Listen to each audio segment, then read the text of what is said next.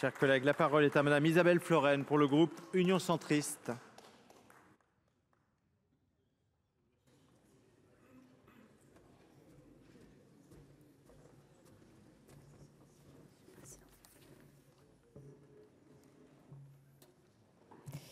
Monsieur le Président, Monsieur le Ministre, mes chers collègues, le texte qui nous est présenté ce soir en nouvelle lecture fait l'objet d'une réelle opposition au sein de notre Assemblée. Mérite-t-il une telle dramaturgie marquée par l'échec de la commission mixte paritaire qui en a débattu le 24 juin dernier et par le rejet du texte en commission des lois hier? Je ne le pense pas. Mais peut-être est-ce le sort de tout texte relatif et législatif ayant pour objet le mode d'élection aux municipales à Paris, Lyon et Marseille. En effet, nous débattons d'un texte visant à modifier la loi du 31 décembre 1982. Souvenons-nous que déjà à l'époque, celle-ci avait été adoptée en lecture définitive par l'Assemblée nationale après une CMP non conclusive et un rejet par le Sénat. Mais ce qui me rend le plus perplexe, c'est la composition de la coalition s'opposant à ce texte. En effet, elle comporte des héritiers de parlementaires opposés dès 1982 au mode électoral actuel, ayant même formé un recours infructueux devant le Conseil constitutionnel, tout en revendiquant un système tel qu'il nous est proposé aujourd'hui.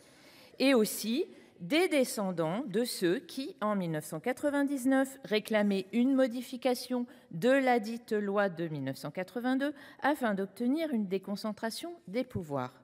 Dépassons cette analogie historique et ces rapprochements tactiques pour connaître le but premier de cette proposition et de redonner sa force au vote. En effet, la réforme proposée vise à donner au vote d'un électeur de droite dans un arrondissement de gauche ou d'un électeur de gauche dans un arrondissement de droite un effet sur l'élection du maire, ce qui n'est pas le cas dans le système actuel. Les électeurs lyonnais, marseillais ou parisiens ne seront plus des citoyens de second rang et leur vote aura la même force que les électeurs des 34 875 autres communes françaises.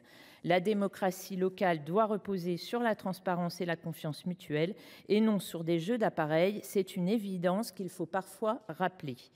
De surcroît, nos travaux doivent aussi conserver leur caractère pondéré, ce qui fait la force et rassure nos concitoyens en ces temps difficiles.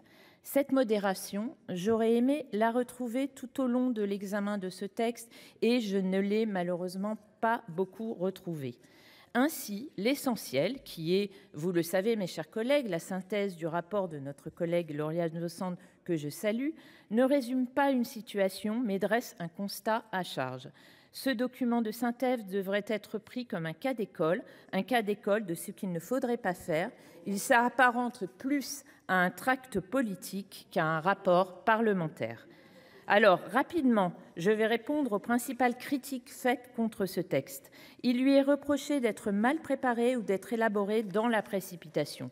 Notre collègue député Jean-Paul Mattei, rapporteur de l'Assemblée nationale que je salue également, a répondu à ce reproche en proposant lors de la réunion de la commission mixte paritaire des évolutions qu'il a qualifiées de substantielles, destinées notamment à répondre aux préoccupations légitimes exprimées par certains sénateurs lors des discussions en séance publique. Il a proposé que les maires d'arrondissement siègent automatiquement au Conseil central de Paris, Lyon et Marseille pour assurer une représentation directe. Il a obtenu un engagement gouvernemental pour mener une mission flash sur le renforcement des compétences des maires d'arrondissement. Il a aussi obtenu un autre engagement du gouvernement concernant un futur projet de loi sur le mode de scrutin des élections sénatoriales tenant compte des réformes dans ces villes. S'il vous plaît. Enfin, concernant Lyon, il reste ouvert à discuter du maintien simultané des scrutins municipaux et métropolitains. Ces réelles avancées ont été accueillies avec une fin de non-recevoir polie mais ferme. Maintenant, concernant le caractère tardif de cette loi, si nous adoptons ce texte ce soir, il aura force de loi avant que nous commence la période dite de vigilance juridique et de neutralité des 6 mois avant les élections municipales de mars 2026. C'est aussi la période où commencent à être comptabilisées les dépenses électorales. Ce reproche de caractère tardif n'a pas été soulevé lors de l'adoption de la loi du 21 mai 2025 visant à harmoniser le mode de scrutin aux élections municipales afin de garantir la vitalité démocratique, la cohésion municipale et la parité. Or, cette réforme aura un impact bien plus important que celle-ci, car elle concerne plus de 25 000 communes de moins de 1 000 habitants. Cette remarque n'a pas été faite car cette réforme est nécessaire pour redonner du sens au vote et de la légitimité à l'action municipale, exactement les mêmes principes qui guident ce présent texte. Enfin, concernant la non-conformité des dispositions contenues dans ce texte, les dispositions non conformes de ce texte à la Constitution, je vous engage à relire la décision du Conseil constitutionnel du 28 décembre 1982 relatif à la loi originelle. À cette occasion, vous verrez que les sages ont donné une interprétation bien précise de la libre administration des communes et que le Conseil a rejeté l'ensemble des griefs qui lui avaient été présentés. Après l'échec de la commission mixte paritaire et à la veille de cette nouvelle lecture au Sénat, notre groupe conservait un espoir d'un compromis pragmatique et raisonnable permettant à nos deux chambres d'aboutir à un texte commun. Comme je l'indiquais précédemment, Jean-Paul Mattei avait tenté de tracer un chemin avec plusieurs modifications importantes. Malheureusement, nous constatons et nous regrettons que le Sénat reste dans les mêmes caricatures qu'en première lecture.